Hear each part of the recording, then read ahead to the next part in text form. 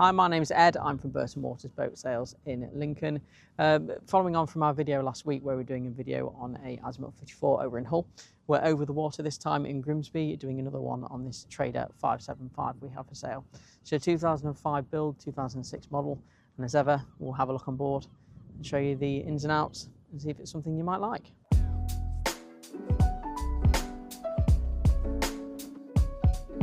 So there's quite a few sociable areas on this boat. We'll start in this cockpit area. So there's quite a few things to pick out from here.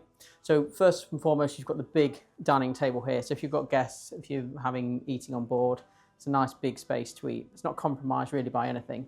Sort of smaller boats, you've got dinettes and things like that. This is a dedicated table with freestanding furniture. So you can move these seats out and move them where you want essentially. You've got nice views all around. This in particular has got all the cockpit canopy you can see. So that's all been put up, but you can remove it all if you wish, and then you have all the extra sunlight and all the breeze coming through if you want. But it just gives you that little bit more of a versatile option really. If you want to close it all up, you can do. You can just put all the canopies on, which is in this case here. Also got the big hard top, which comes all the way down to the aft of the boat as well. So again, if you've got a nice turn, if the weather starts to turn, you've got full protection there. Seating, additional seating at the back. You've got an aft bench. This is why also you get access to the boat in terms of you've got a set of steps down there which lead off to the aft of the boat, so that leads to the aft port and starboard side. We'll look at that a little bit later on. Moving over to this port side. So if we lift this up, this is actually a wing station. So you've got a set of throttles and bow and stern thruster here. So with it being a big boat, you know, nearly 60 feet, just gives you the option of controlling it from a different perspective, a different area. You've got two helm positions. You've got one on the flybridge and you've got one downstairs. If you want to have, this also gives you the option though of having one here. So you can, if you mooring up particularly port side too, if you want a different perspective on everything, you can do with that control there. Slightly further forward, underneath here, you've got a grill, wet bar, and nice big isotherm fridge as well, which the owner's fitted. So it just lends itself to socialising in this particular area. You've got everything you sort of need here, so you've got cooking facilities and also areas for storing food or drinks or whatever you want to do. So although it's a boat designed for serious cruising, you're not forgetting obviously the social aspect of it as well. So quickly we'll mention over to the starboard side here, you've got access to the starboard and the port side bows. Again, we'll come across that a little bit later on and show you that sort of side of things. But for now, let's have a look at the interior.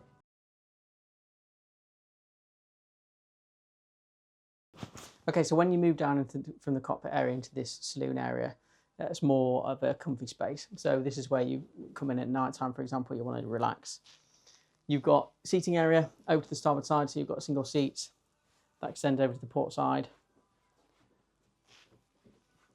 You've got everything you really need in here, TV. You've got the big windows, obviously, which go all the way on the port and starboard side, so that lets you natural light in. So you get good views throughout. You've got these handrails here on the top. So if you're cruising along on a heavy sea, you can use these to sort of stabilise yourself. And then Fred turns around, you've got the main helm station. This is where all your toys are. Now a lot of this is repeated on the flybridge, but we'll go through this because obviously if you're going some serious distances on it, you want to make sure you've got all the electronics bits to back it up. So at the helm position here, you've got a Raymarine chart plotter. So this is a 12-inch Raymarine Axiom plotter. You've got another one here. These again have both been fitted by the current owner. This is quite cool actually because this is on a turn stand, so you can alter it how you want it. So it's in your direct line of vision when you're at the helm position. Again, you've got bow and stern thruster controls here. Throttles, or electronic throttles. And then you've got your engine controls here. So these have got twin Caterpillar engines in, over 700 horsepower each. And this is your engine diagnostics for each engine.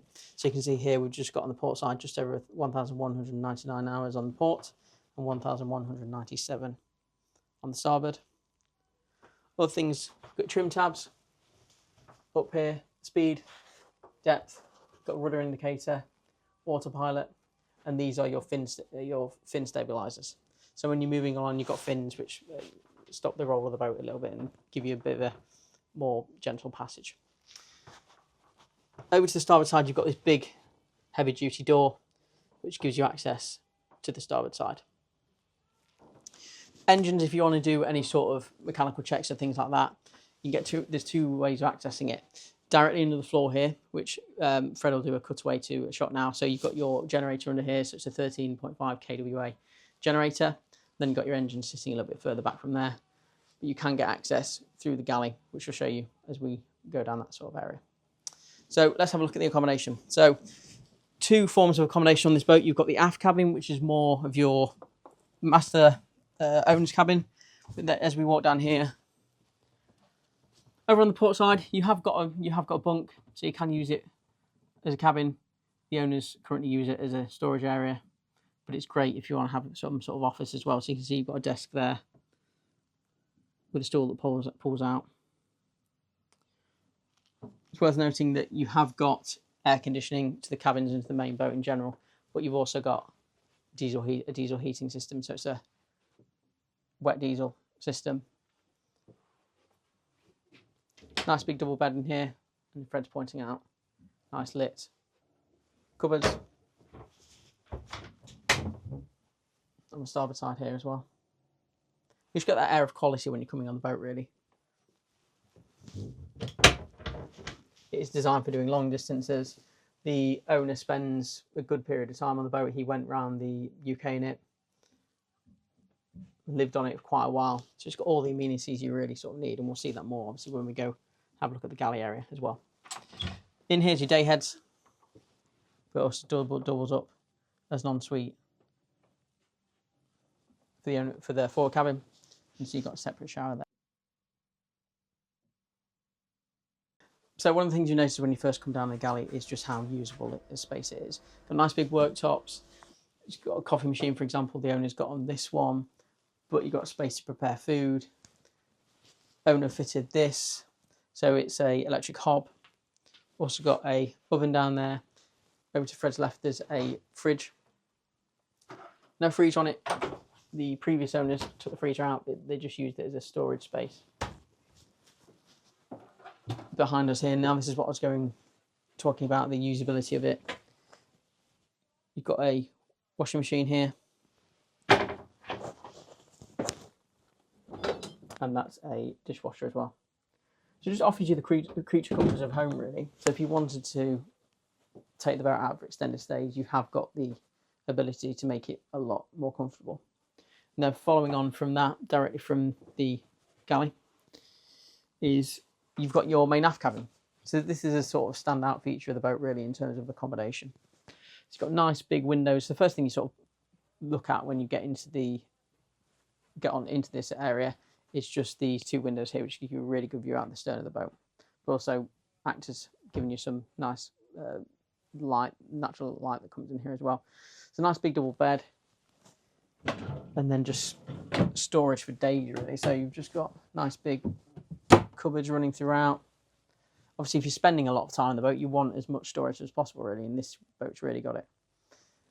TV there, so that's tucked away, nice dedicated place for the TV. Again, more storage. And then over to the port side, you've got your private ensuite. So electric toilet, that goes directly into a holding tank. You can divert it, so if you want the waste to go directly out of the boat, you can, or you can have it put into a tank and then pumped out. And again, dedicated shower area. It's not a wet room or anything like that, so your toilet's not getting wet when you want to have a shower.